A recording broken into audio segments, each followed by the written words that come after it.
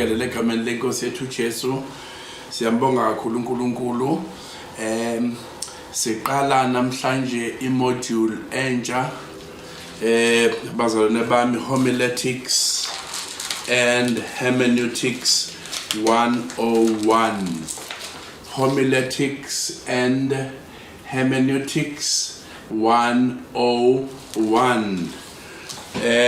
Le module ihamsana naleya ya esesiyenze sayiqeda pastoral epistles ophethe 1st 2nd Timothy, Titus and Philemon.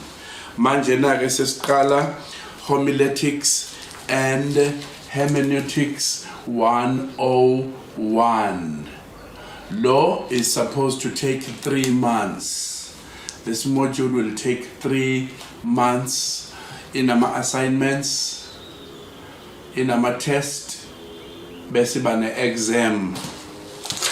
So this module in a 9 chapters. Sina 9 chapters la kule module. Sino keys to leading yourself. Sino hermeneutics 101. Or basic Bible interpretation. Sibano homiletics 101 ogu art of preaching. Go to still hermeneutics 101, which is the Bible interpretation.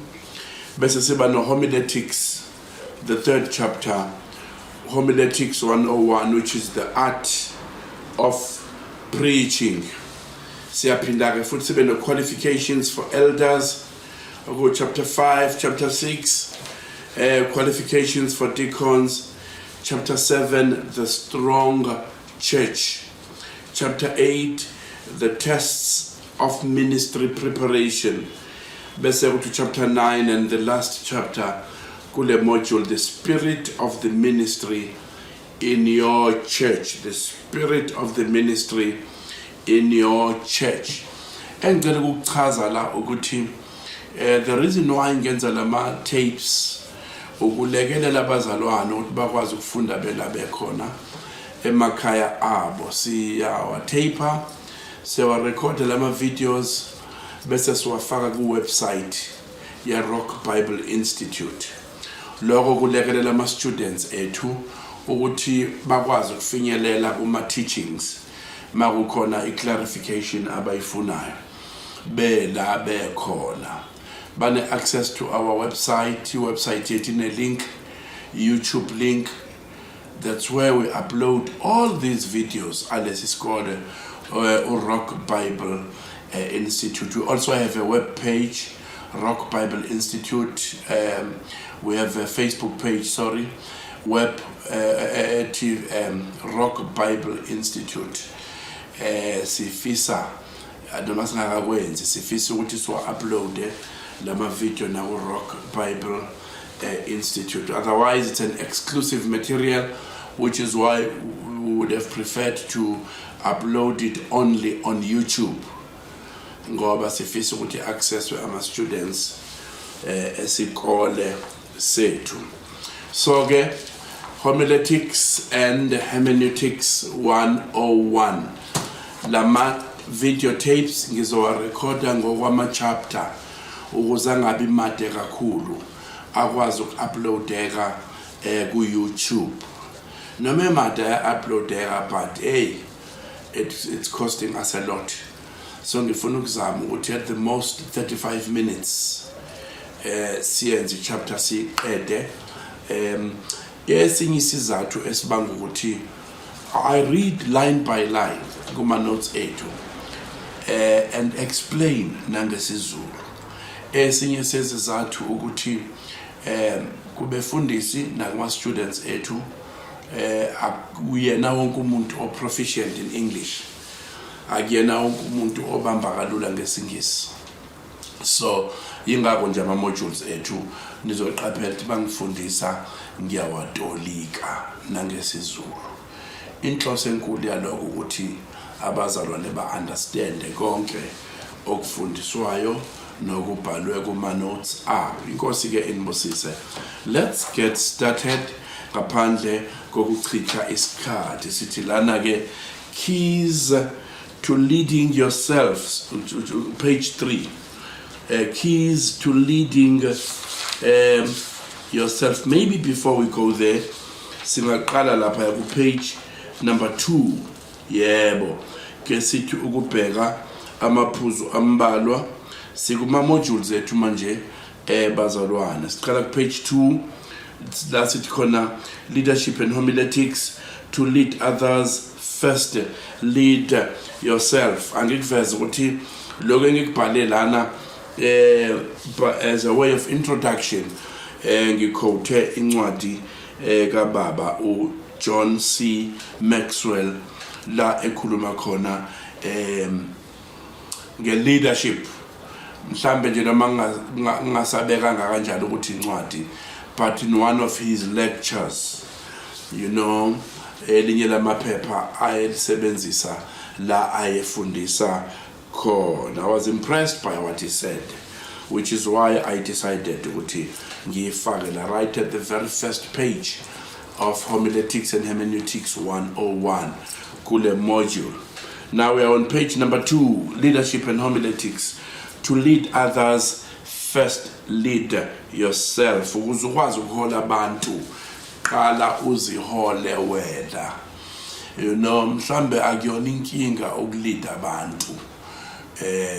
More than it is a problem to lead yourself.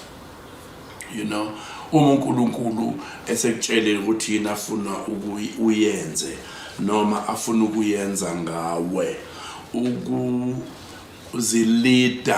uzilide ubheke kuloko uNkulunkulu akubizele kona, nokuthi mawusukutholile lokho akubizele kona uzilide futhi ekukwenzeni.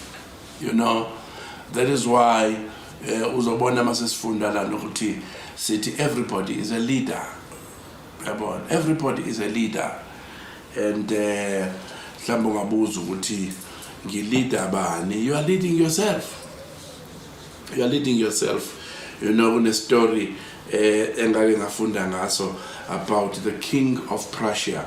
This king of Prussia ngimdala iPrussia lokho ingxenye yePrussia manje sekuyiPoland neRussia, and kudala yayibizwa ngokuthi iPrussia. So this king of, and some parts of Germany, yes, Prussia, some parts of Germany, parts of Poland, and parts of Russia. Iwo lama lezi zingxenye zalamazwe amathathu manje ezazibizwa ngokuthi Prussia. Kudala ngama 1700s. We all know ukuthi even Europe was ruled by queens and kings. Dala, I'm talking the 15th century, the 16th century.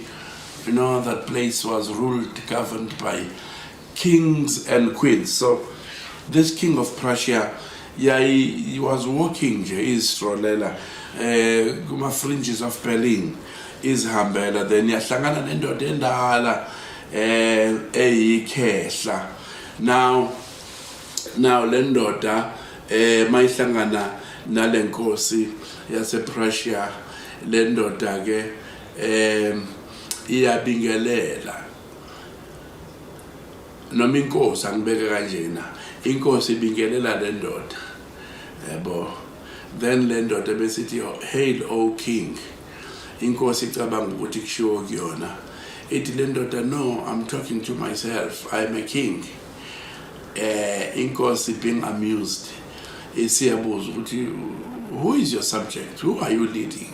Njengoba inkosi yathi le ndoda endala, "I'm leading myself." So that is very powerful. Every one of us, is a leader. You are leading yourself.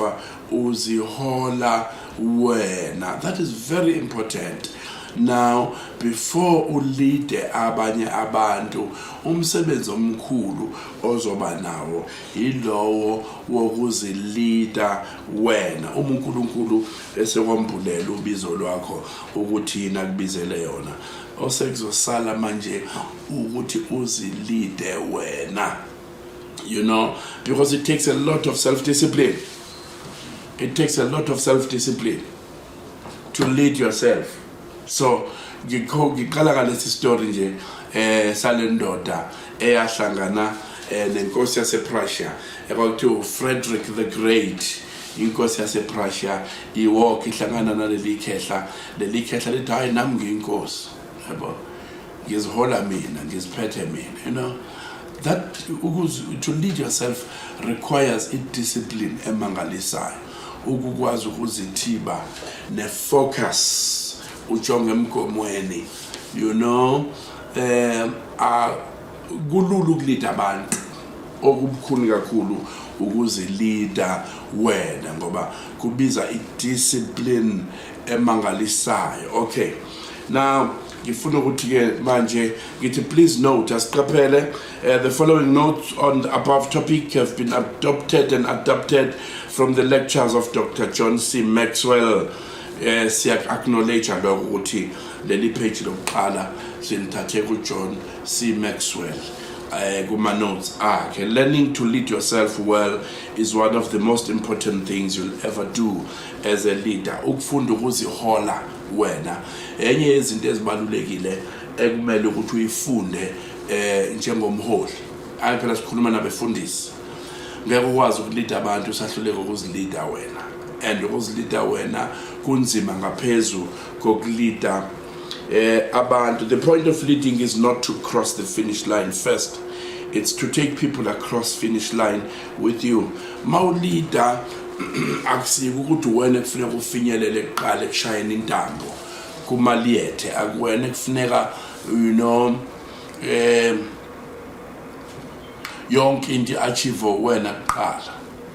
You know, well, it's part of leadership because you have to lead by example. But a great leader produces leaders. Yebo. And number one. Number two, a great leader is able to take others with him. Umuntu oyi leader, umuntu okwazi ukuthatha abantu ahambisane nabo. Umuntu who is able to share a vision, umbono. Umuntu who is able to inspire other people. Whereas to umuntu oyi leader, you don't have to be a leader just because you lead people to do good things.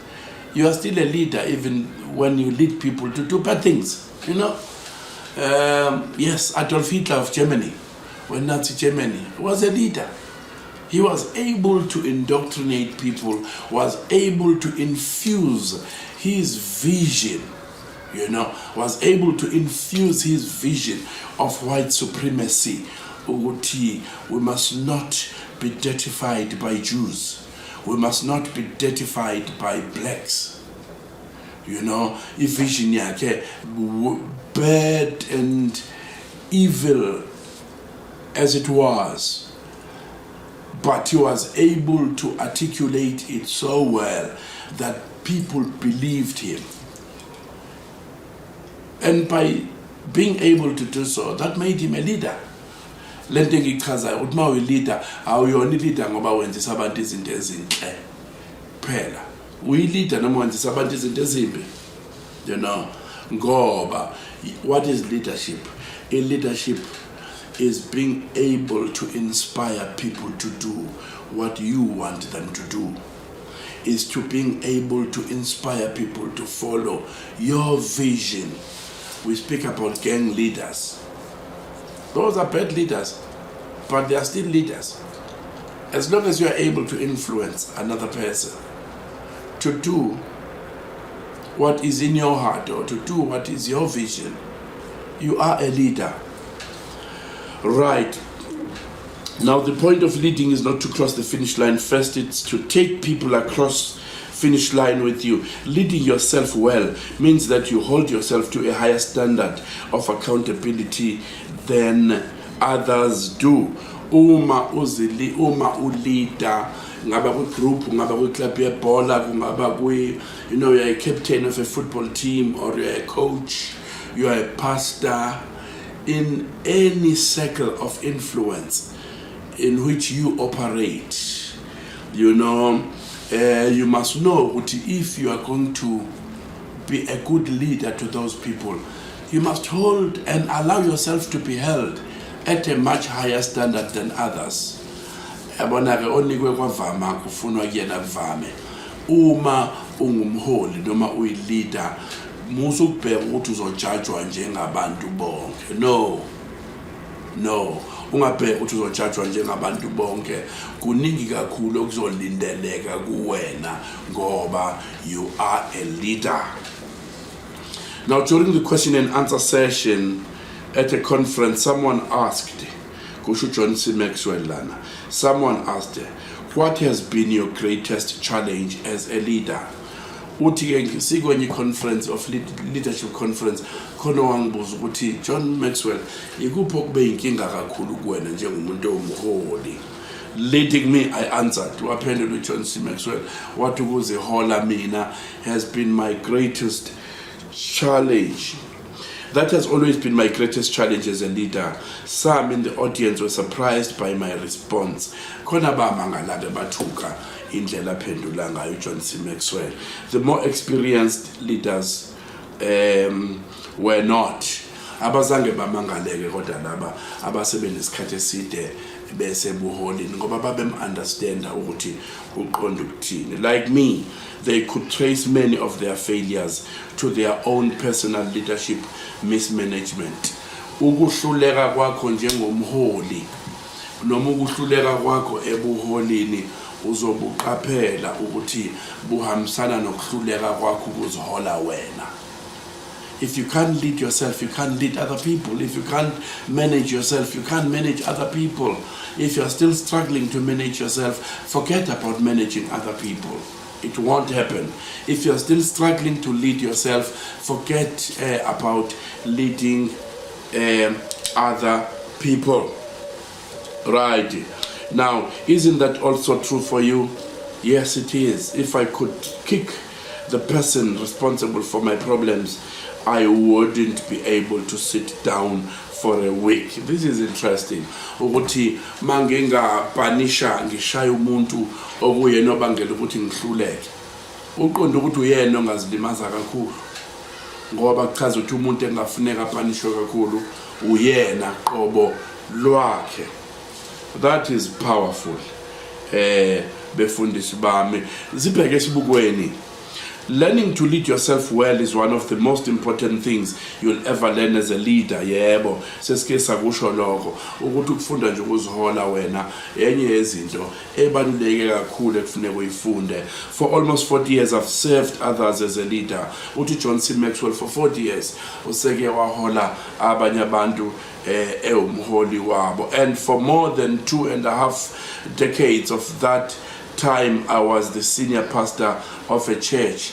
For more than 20 years, futhi was senior pastor ebandleni. Many years working with people have taught me an important truth. People seldom see themselves realistically. Uyaveza ukuthi ukusebenza kwakhe iminyaka eminingi nabantu kumfundisa isifundo sokuthi imvamisa abantu akujwayelekile ukuthi bazibone bona uqobo lwabo njengoba benjalo. Right, human nature seems to endow us with the ability to size up everybody in the world except ourselves. Sikulula imvelo nje yomuntu kulula ukukala abanye abantu. Bekufuneka enze kanje kulula ukukala abanye abantu. Kodwa imvamisa akujwayelekile ukuthi sikwazi ukuzikala thina ngendlela ekumele sizikale ngayo. Uyaqhubeka ukuthi that's why my book Winning the People begins with the mirror principle. Encwadini ke kwenye yezincwadi sakayibhala ethi Winning the People uqala ngesithombe sesibuko noma ngomgomo wesibuko, the mirror principle, ukuthi before you can win others, look at yourself in the mirror. Zibheke wena esibukweni. Well, that's powerful befundisi bami. Okay, the first person we must examine is ourselves. Njengoba nje usungumholi, usungumfundisi, umuntu wokuqala ekumele umcubungule, umhlole uwena. Yabo. Kuningi kufuneka, bazalwane bami, it's easy to it's easy to criticize, point fingers. I remember many years ago when I graduated as a school teacher, the year was 1990. A gentleman was speaking at my graduation at college. Wathi ekhuluma ngaleso sikhathi kwakuyisikhathi sodlame eSouth Africa, political violence, especially kwi-province yase-KZN. You know, that guest speaker was giving a keynote address in our graduation. What maybe for too long students you've been throwing stones at the system. What but now you are part of the system. Welcome. For the first time now, stones are gonna be thrown at you. Ethi kungenzeka nje bade nabafundi nje benibuye nteleke nishaye othisha ngamanje, but today you are graduating to be school teachers yourselves, and now stones are gonna get thrown at you. Amanje ke manje azophonswa kunina. Amazing. Yabona?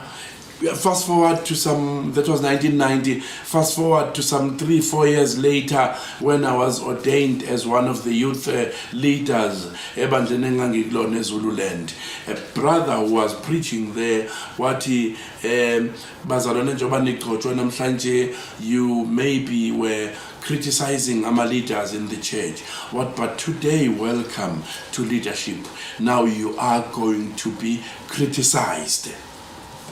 Wow. Now the first person we must examine is ourselves. Now, with leadership, people are going to criticize you. Now you must criticize yourself. Examine yourself. Push yourself, to higher standards. If you don't look at yourself realistically, you will never understand where your personal difficulties are coming from.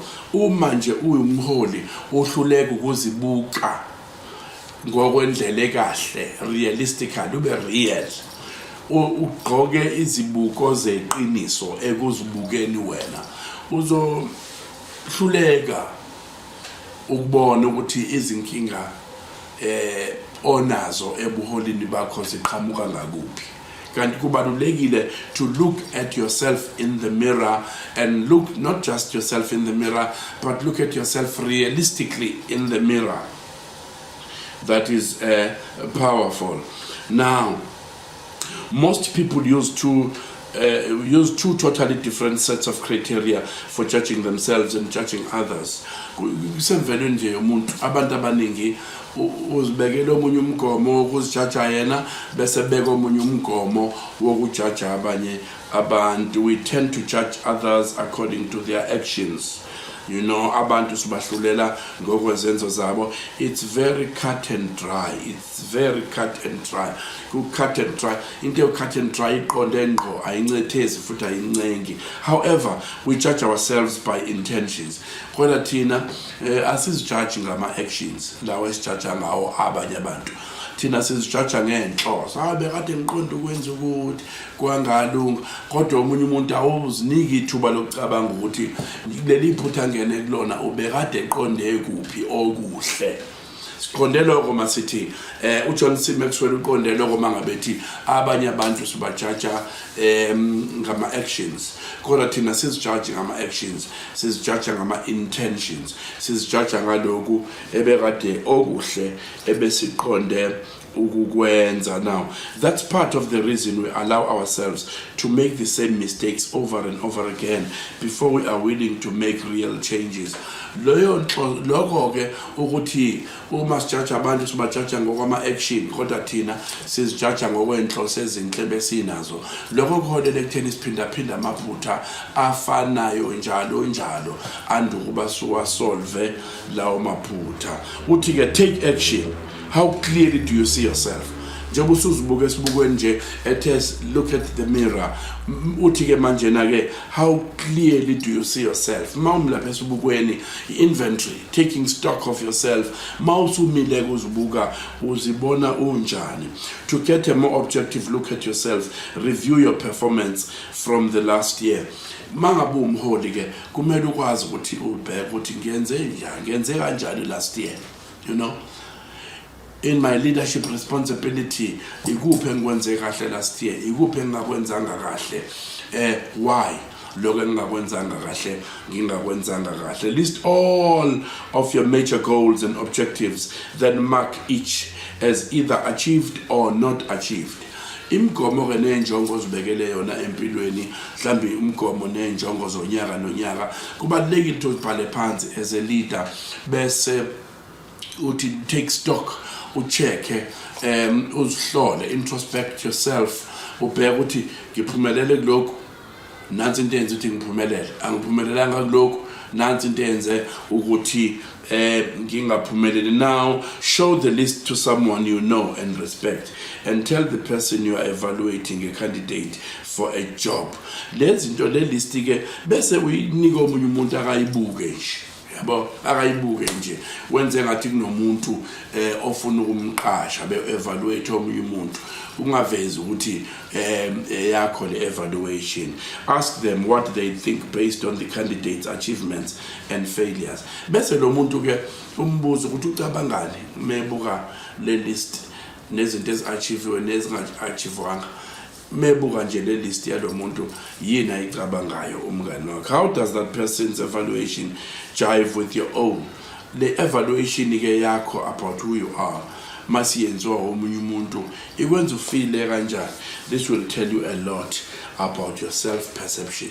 Lokho kuzokutshela ke kabanzi ngokuthi uzibuka kanjani. Wow, that's what John C. Maxwell says. Now let's go to page number 3. Let's go to page number 3. Keys, chapter 1. Page 3, chapter 1. Keys to leading yourself. Why is leading yourself well so important?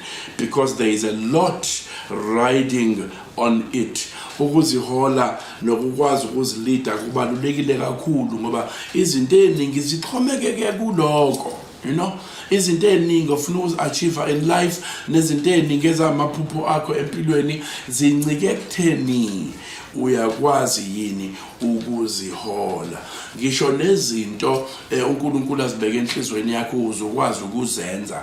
It will take a great deal of leadership on your part to lead yourself, you know. Waking up in the morning is about leadership.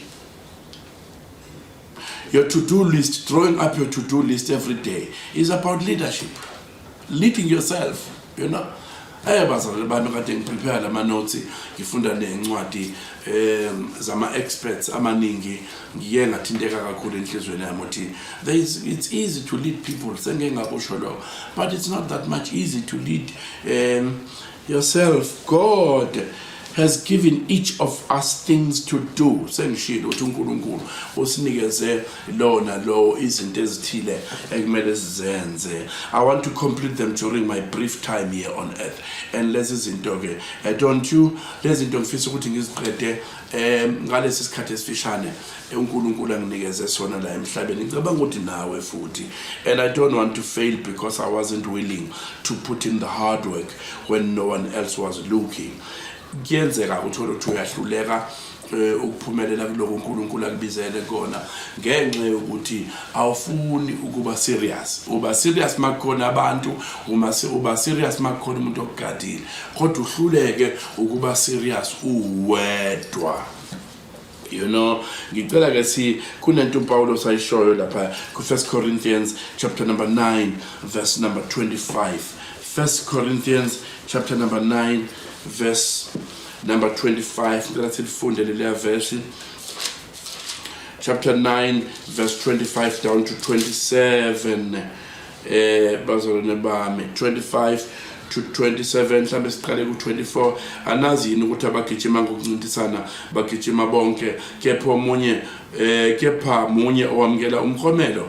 Gijimani kanjalo ukuze niwuthole. Bonke abancintisanayo bayazithiba ezintweni zonke, labo benza ukuze bathole umqhele ophelayo, kepha thina ukuze sithole ongapheliyo. Ngakho ke mina ngiyagijima njengokungathi kangiqondi, ngiyagadla kungengokungathi ngishaya umoya, kodwa ngiyawutuba umzimba wami, ngiwenza isigqila ukuba mina engishumayeza abanye ngingaliwa mina uqobo. I would like to read this now with English translation. Uthi Paul lana, everyone who competes in the games goes into strict training. They do it to get a crown that will not last, but we do it to get a crown that will last forever. But therefore, I do not run like a man running aimlessly. I do not fight like a man beating the air. No, I beat my body and make it my slave, so that after I have preached to others, I myself will not be disqualified for the prize. In other words, Paul worked hard at leading himself so that he could effectively lead others. Siqondelo ekutheni ke mfundisi kulwele ukuthi ufaka more umfutho, more amandla ekutheni ukwazi ukuzihola wena. Kune discipline njengoba ndingathi nge-to-do list, when to do what and how. That takes leadership. When to start your day, that takes leadership. You know, it's very, very important in that if that is your goal, there are things you can do to improve your self-leadership. Here are the 4 izinto ezine ongazenza ukuthi uthuthukise noma ufake umfutho ekuziholweni wena. Right. 1, uthi learn followership. Learn followership. Into yokuqala leyo. You can't be a leader if you are not a follower. Leadership is learned in followership. Abantu ukubahola ukufunda ekuholweni nawe. Look at what Bishop Felton says. Felton Jashin wakwa remark ayikhuluma ngalento of learning followership. Uthi, I quote, civilization is always in danger when those who have never learned to obey are given the right to command. Uthi ke intuthuko yabantu isengcupheni futhi sengozini uma labo abangakaze bafunda ukulalela sekuyibona abanikwa amandla ukuthi benziwe kubibona abakhulumayo. Because before ukwazi ukuthi ukhulume qala ngokuthi ulalele. Only a leader who has followed well knows how to lead others well.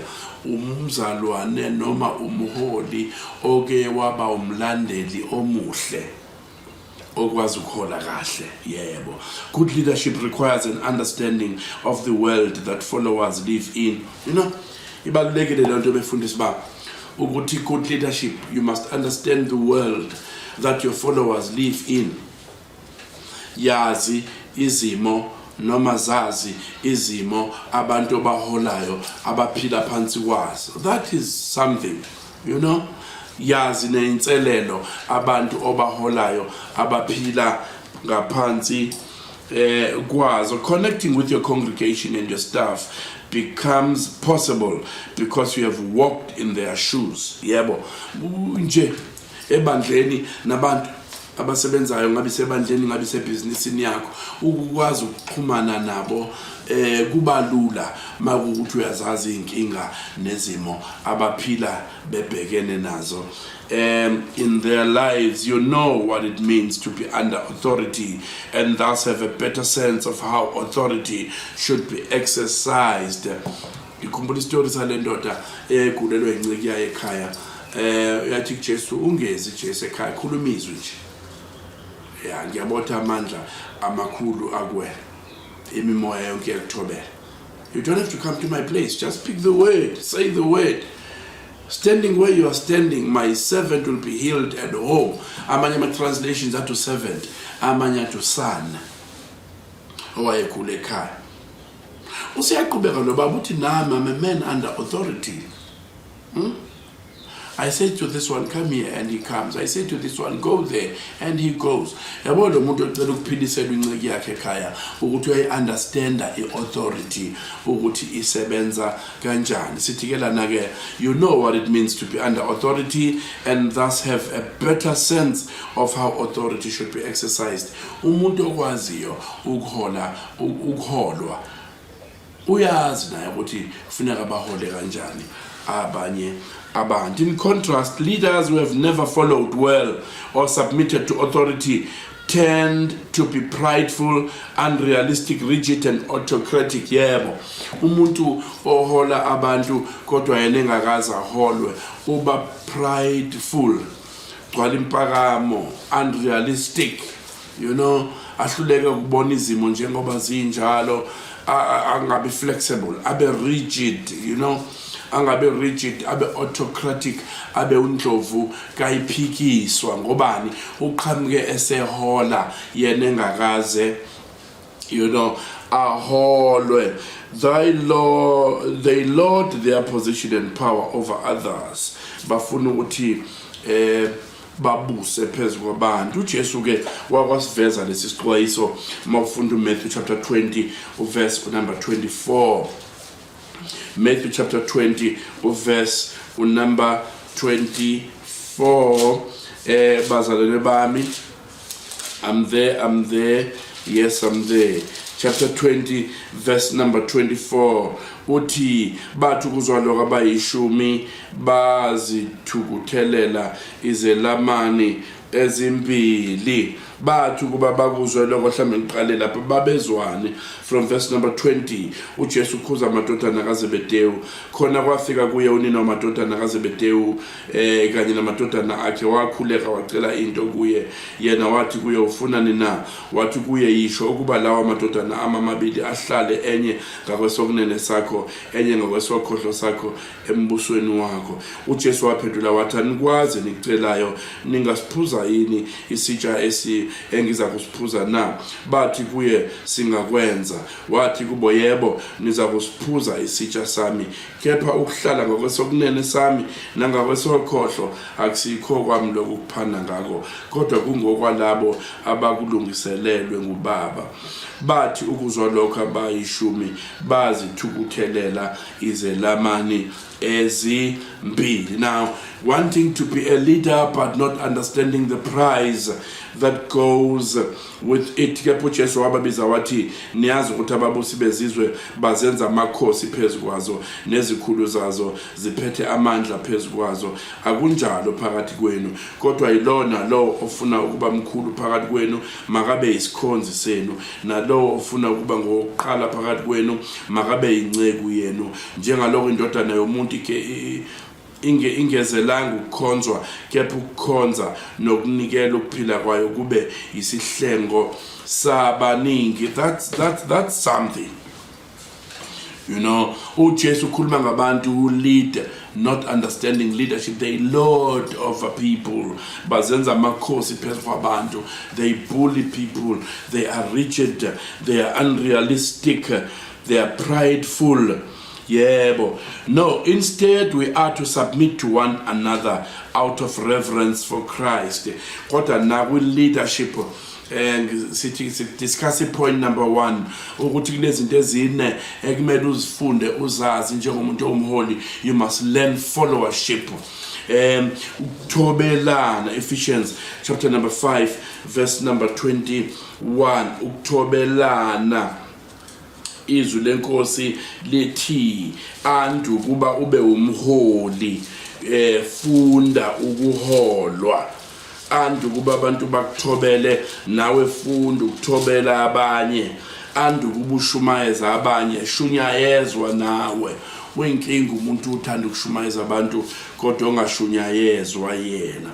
5:21 nithobelane ngokumesaba uKristu. Nithobelane ngokumesaba uKristu. So in this leadership responsibility, you learn 1 through followership. 2, you learn through developing self-discipline. Number 2, develop self-discipline. Self-discipline. Lana ke kukhokhelwa la story engeke ngaxoxa ngaso sika Frederick the Great was a Prussia, was walking on the outskirts of Berlin when he encountered a very old man walking ramrod straight in the opposite direction. Le nkosi yase Prussia, iPrussia ngichazile eqaleni ukuthi njengamanje it's part of Poland, part of Russia and part of Germany. Now that area kudala ngama 1700s yayibizwa ngokuthi Prussia, yonke leyo ndawo and it was a kingdom, and umuntu owayebusa lapho was Frederick the Great. Now uhlangana nale ndoda yakho Frederick the Great endala uyayibuza, who are you? Frederick asked his subject. Yaphendula indoda, I am the king, replied the old man. A king? Laughed Frederick. Uyinkosi wena? Sekuhleka le nkosi yangempela. Over what kingdom do you reign? Uphethe muphi umbuso? Yathi le ndoda endala, over myself. I'm in charge of this kingdom. This was the proud old man's reply. This is the kingdom that I'm ruling over. Now, self-discipline. Sitilana, each of us is a monarch over our own lives. We are responsible for ruling our actions and decisions. Itina ekmele sibene start responsibility ngezinqumo zethu. Itina ekmele start responsibility ngokwenza kwethu, to make consistently good decisions, to take the right action at the right time, and to refrain from wrong actions requires character and self-discipline. Yeah, that is normal every day. Yebo? That is normal every day. Nokwenza kwakho every day kuba kwenza kukahle, you know? Kubiza responsibility, and kubiza ukuzithiba, kubiza i-character, isimilo. To do otherwise is to lose control of ourselves, to do or say things we regret, to miss opportunities we were given, to spend ourselves into debt.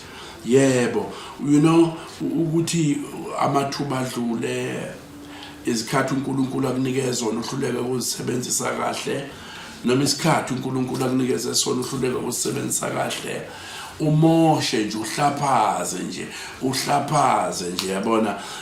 Umuntu is a leader, does not, you know, behave like that. Sig number 2, to develop self-discipline.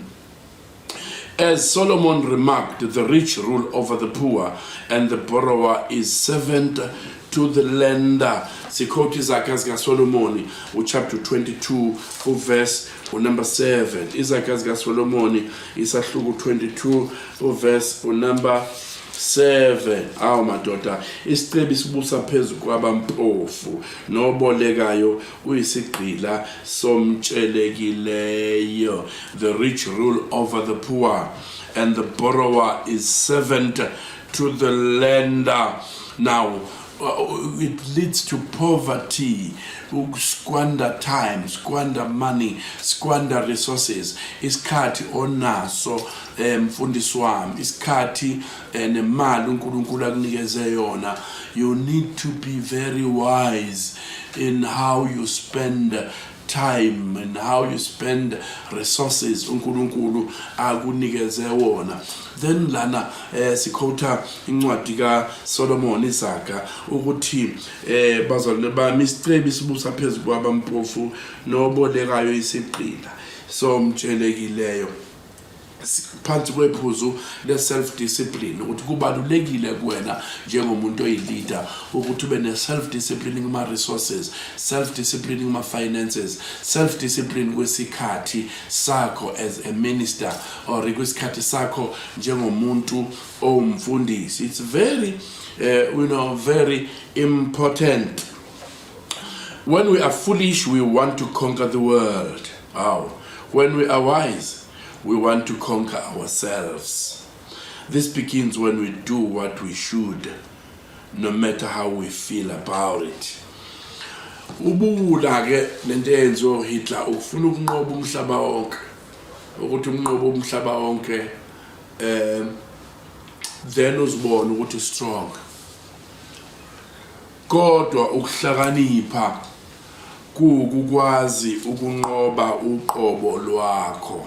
Yebo, ukuhlakanipha kukwazi ukunqoba uqobo lwakho, kukwazi ukunqoba inhliziyo yakho.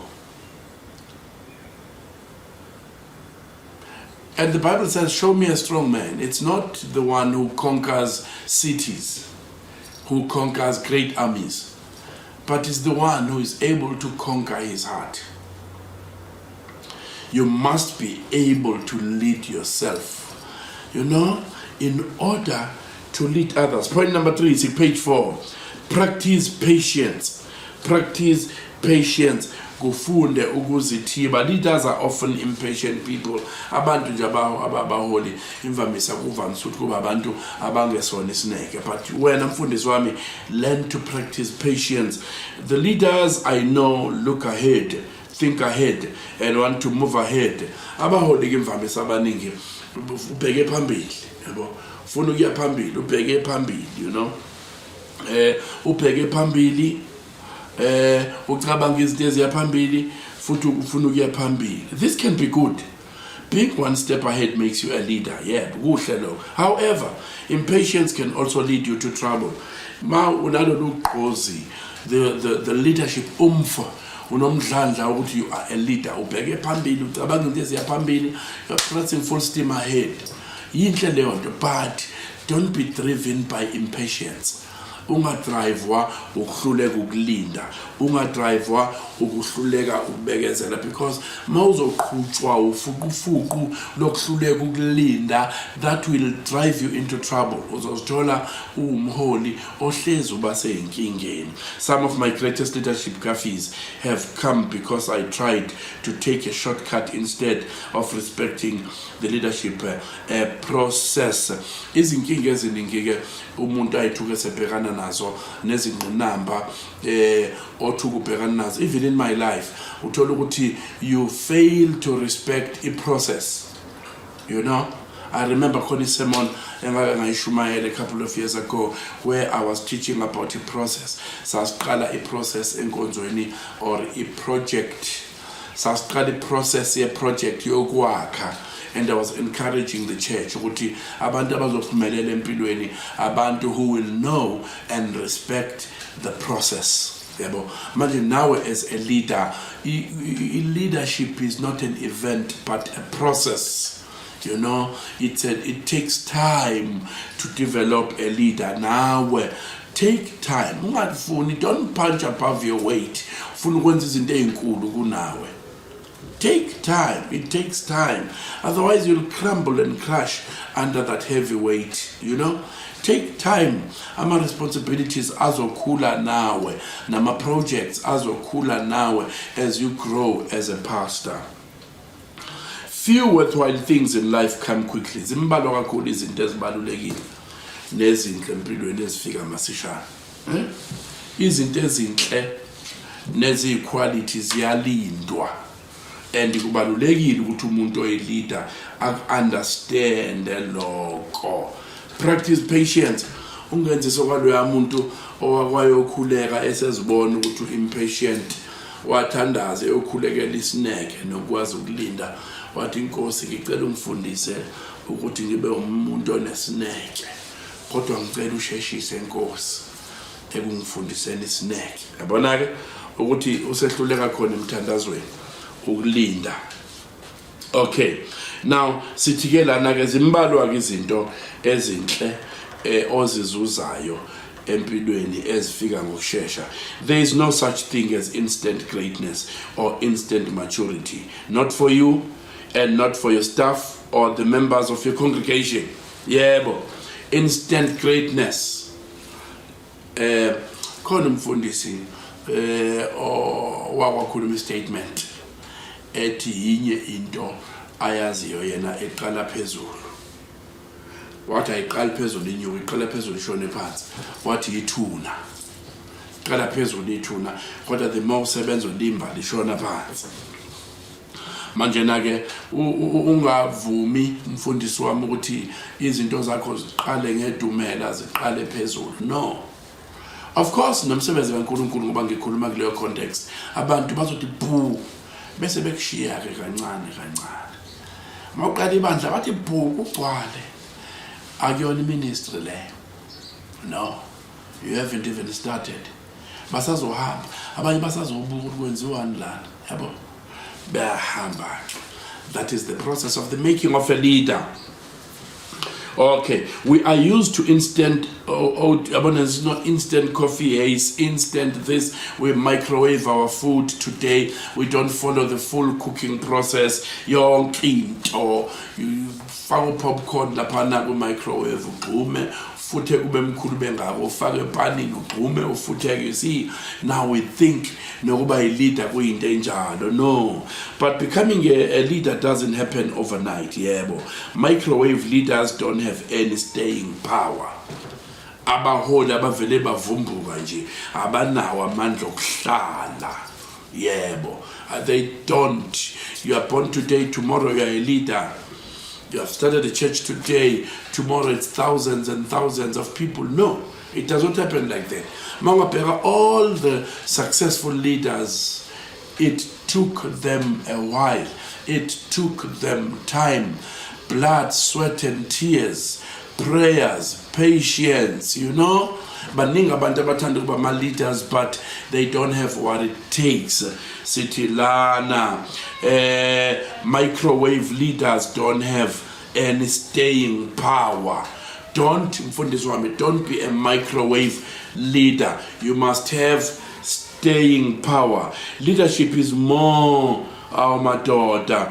Leadership is more of a crockpot proposition. It takes time, but the end product is worth the wait.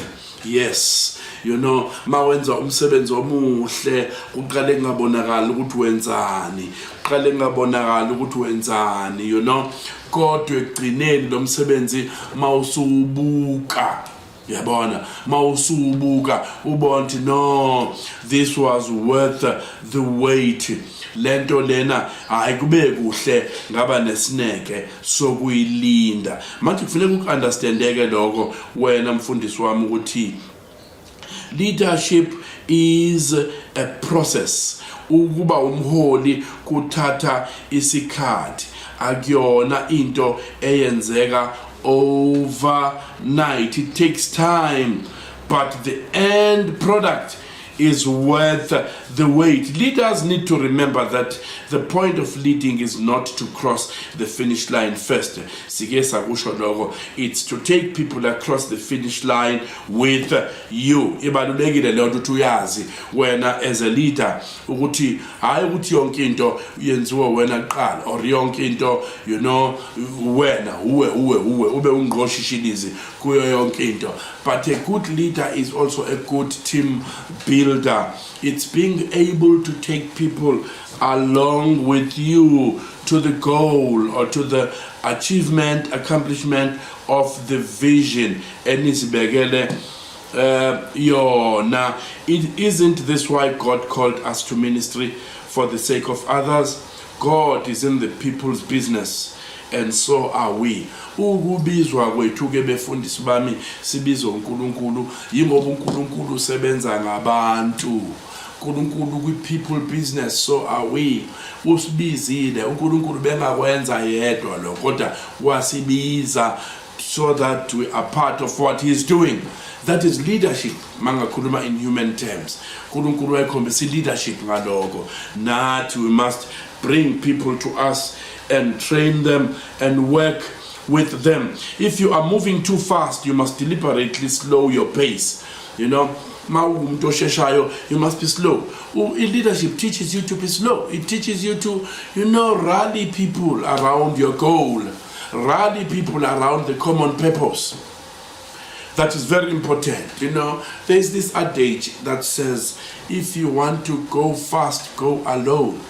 But if you want to go far, go with the team. That is a leader. Stay connected to your people. Enlist them to help fulfill the vision. And motivate them to persevere. So you can't do this if you are running too far ahead of your people. When as a leader, you are too far ahead of the people. No, you need to walk with them. You know, Johnson Maxwell, we are calling levels of leadership and stages of leadership. yabona alinganise ngayo uJesu wayehamba nabantu, crowds, throngs of people, abuya hambe with the 12, abuya hambe with the 3, abuya hambe with the 1, abuya hambe wedwa, leaders, levels of leadership, you know. Okay, ngifuna ukuthi ke kuwena ke njengamanje, take action in which of the 3 areas, followership, self-discipline or patience, do you most need to grow? Iyiphi ke kulezi zinto esengizishilo ngenhla obona ukuthi kufanele ukukhule kuzona? Ingaba ilaphana kulandeleni self-discipline noma isekubekezeleni? What new task or practice could you take on to develop in that area? Yini ekufanele kuyenze wena njengomholi, ekufanele kuyenze ukuze udevelop ukubekezela, ukuze udevelop self-discipline, and udevelop ukuba a good follower? Give yourself a concrete goal and a deadline. Have measurable goals, you know, have achievable smart goals. It's important ukuthi ube nama goals of developing your leadership capacity. Number 4, seek accountability. Seek accountability. Akube khona phela abantu or accountable to wena as a leader. Musu kuphatha abantu wena ungaphathwa ndawo. Akube khona abantu abakubuzayo ngempilo yakho. Musu kubuza abanye abantu ngempilo yabo. Wena ngabibikho okubuzayo ngempilo yakho. Few things are more disheartening or harmful than seeing Christian leaders fail in their trust because of an unethical failure, because of an ethical failure. Sometimes we fail, moral failure, you know, we leader. Because more often than not, the leader is not accountable to anyone. Kubalulekile uma uyi-leader, especially umfundisi, ababe khona abantu abakhulumayo nawe. It's not safe if you are the only one who does the talking. In any gathering, you do the talking. There must be people who are above you, abakhulumayo into your life. That is very important. Right. People who lead themselves well know a secret. They cannot trust themselves. Every good leader knows this secret. Wonke umuntu omholi, all right, wazi lemfihle ukuthi ungazithembi kuze kweqe. Yeah. You must have safety measures, protective measures. Protect yourself. Don't be too overconfident on yourself. Good leaders know that power can be seductive. Too much power corrupts. Amandla ayingozi. Amandla are dangerous. And they understand their own fallibility. Bazi ubuthakathaka bakho as a leader. Bazi ubuthakathaka bakho as a leader. Futhi wazi ukuthi you are not perfect. You are also fallible. To deny it is to put yourself in danger. Those blind spots, check, no driver, check my blind spots, no more fundisi driving. No more leader, check the blind spots. Kunama areas engenzeka ukuthi awaboni kahle. And abantu who are going to bring those blind spots to your attention abanye abantu. That's why we need other people, noma singama leaders. Over the years, I've read about many leaders who failed ethically in their leadership. Can you guess what they had in common? Mawubheka nje abantu abahlulekayo, ababaholi, abahlulekayo ethically ekuziphatheni isimilo. Ezo sekuphatha by corruption. Sentshontsha imali, senze ukuthi. Yini efanayo ngalabo bantu? They all thought it could never happen to them. Bonke babecabanga ukuthi hayi ngeke ngihluleke mina, ngeke yenzeke lento kumina. Yabona ke, they had a false sense of security. Uzizwe immune, uzizwe untouchable, uzizwe ungekho susceptible to failure and ethical failure. Don't be overly confident about yourself. It's dangerous. How do you show that you are not overly confident about yourself? Even though you are a leader, you submit to others. You are a leader who is being led. Ungumholi oholwayo. Okay. This was a sobering realization for me, and it led me to make 2 commitments that I hope you will make for your own sake, for the sake of your family, and for the sake of your church. First, I will not trust myself. Second, I will become accountable to others. Okwesibili, ngikunabantu okuyibona ngizozithoba kubona. Bazi yonke into ngempilo yami, bangibuze ngempilo yami. Accountability isn't just the willingness to explain your actions to others. Ukuba accountable akusikona uthi ufuna ukuchaza, ngicela ukuchaza. Yabo no. Ufuna ukuchaza ukuthi ukwenzeleni ukuthi no. It begins long before we act. Accountability yinto eqala ungakasenzi sehlo, ungakasenzi senzo rather. Into eqala ungakangeni eweni. It starts with seeking and accepting advice from others. Ungakalenzi iphutha. Masikhuluma nge-accountability, asikhulumi ngokuqala wenza iphutha bese uvuma ukuthi abantu bakubuze ukuthi ulenze kanjani. Cha. Accountability iqala ekutheni ufuna izeluleko before wenze into, and thereby avoid lots of mistakes.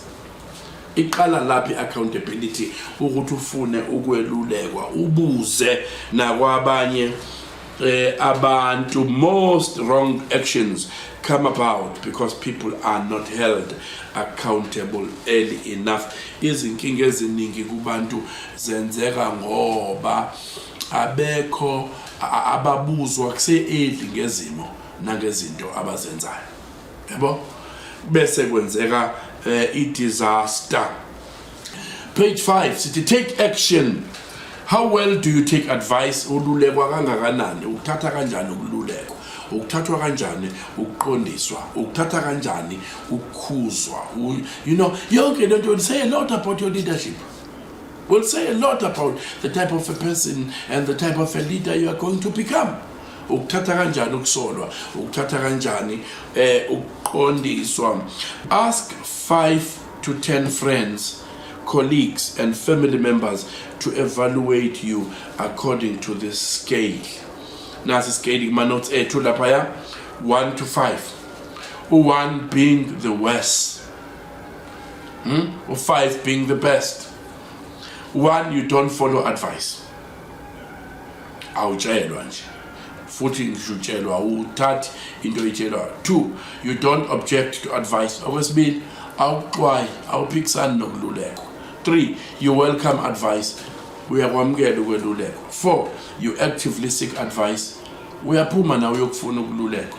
5, you often follow the advice given to you.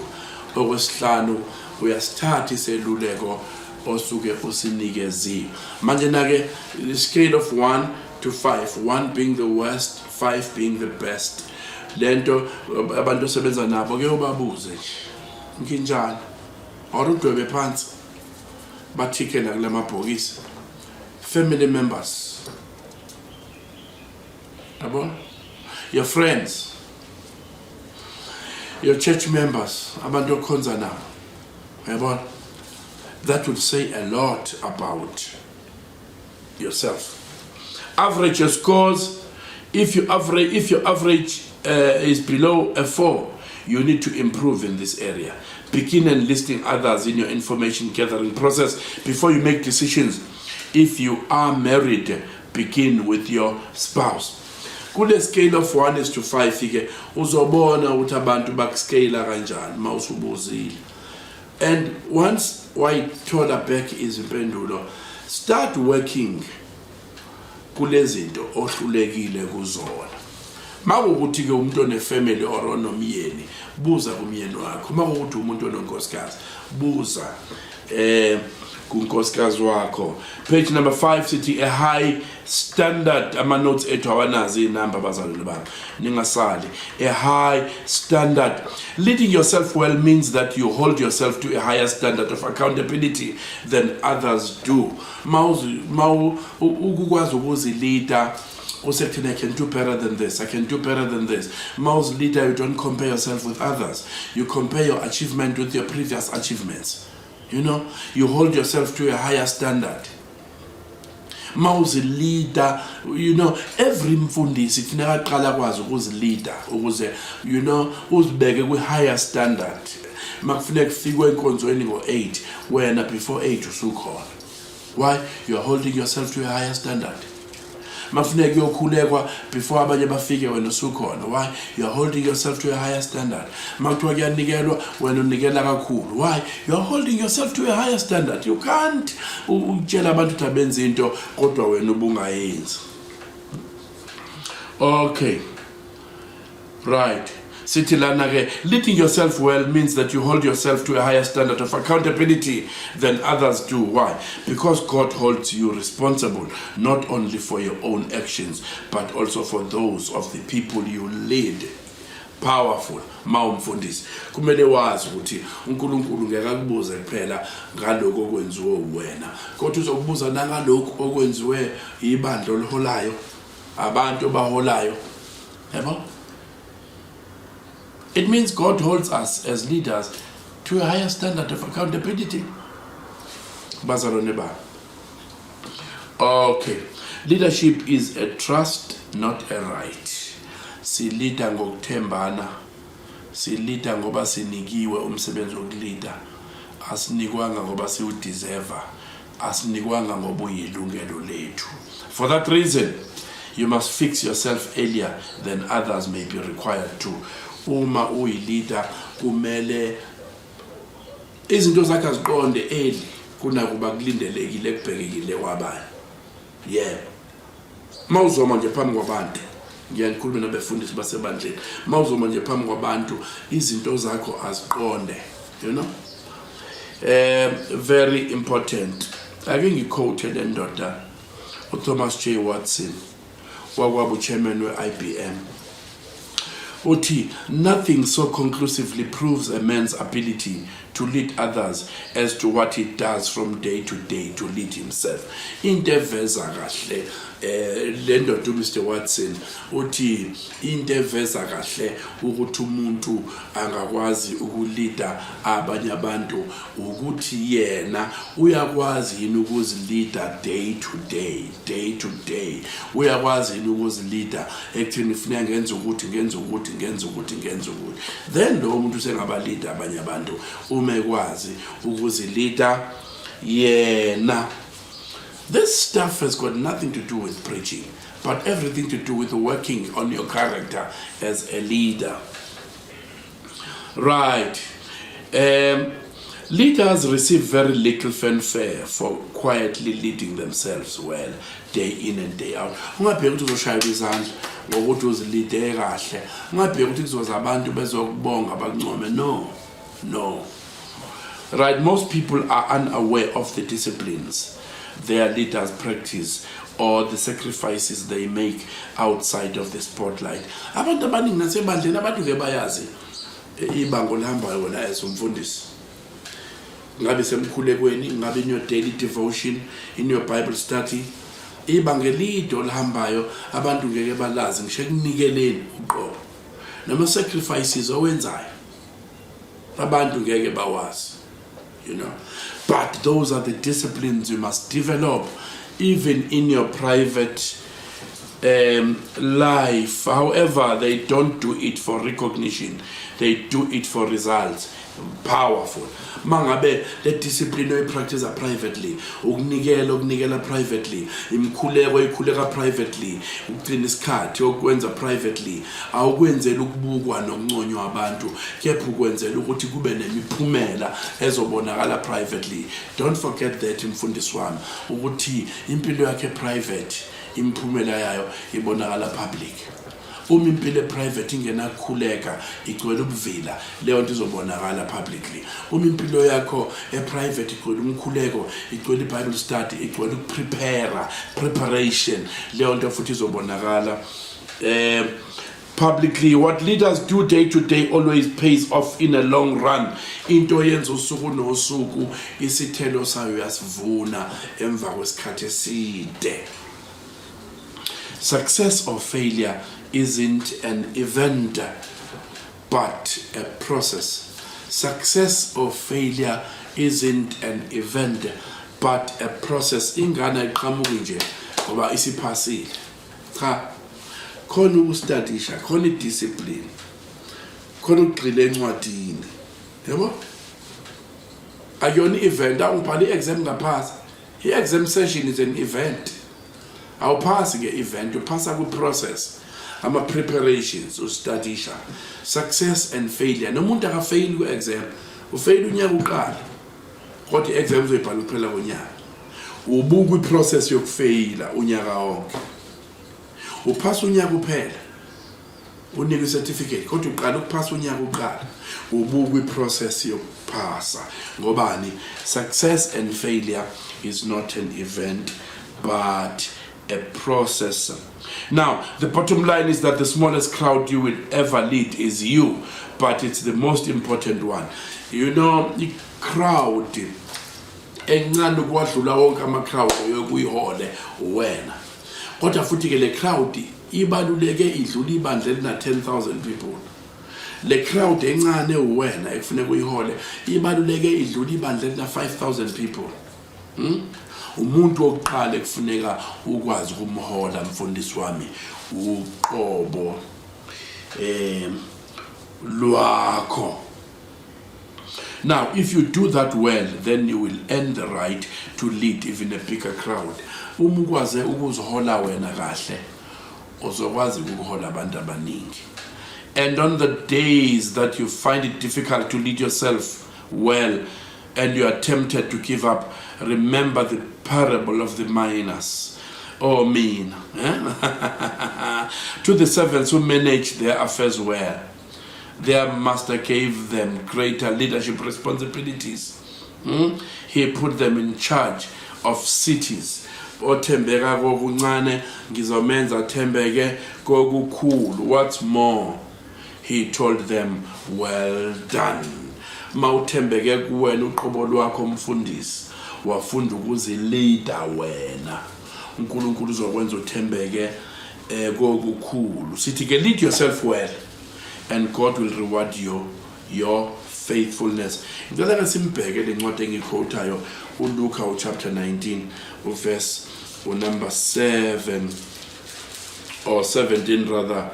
Wathi kuyo kuhleke ncegu enhle, loku ufunyanwe uthembekile kokuncinyane uza kubusa phezu kwemizi eyishumi. Oh mina abayishumi. Kuthe ukuba qale 11 kuthe ukuba bakuzwe lokho weleka walandisa umfanekiso ngokuba ebeseduze neJerusalema nangokuba bebethi umbuso kaNkuluNkulu uza kubonakala masinyane. Wathi ke umuntu othile wohlango olukhulu wayezweni elikude eyozithathela umbuso abuye, wayesebiza izinceke zakhe eziyishumi wazinika mina abayishumi, wathi kuzo hwebani ngabo ngize ngibuye. Kepha abantu bomuzi wakhe babemzonda, bathuma amanxusa emva kwakhe bethi asithandi ukuba lo abuse phezukwethu. Kwathi esebuyile ekuthatheni umbuso wathi azibizelwe kuye lezo zinceko abezinike imali ukuba azi ukuthi yileyo naleyo izuzeni ngokuhweba. Yavela ke yokuqala yathi inkosi umina wakho uzuze omina abayishumi. Wathi kuye kuhleke inceko enhle, lokhu ufunyenwe uthembekile kokuncinyane uza kubusa phezu kwemizi eyishumi. Yafika nesibili yathi umina wakho nkosi uzuze omina abayisihlanu.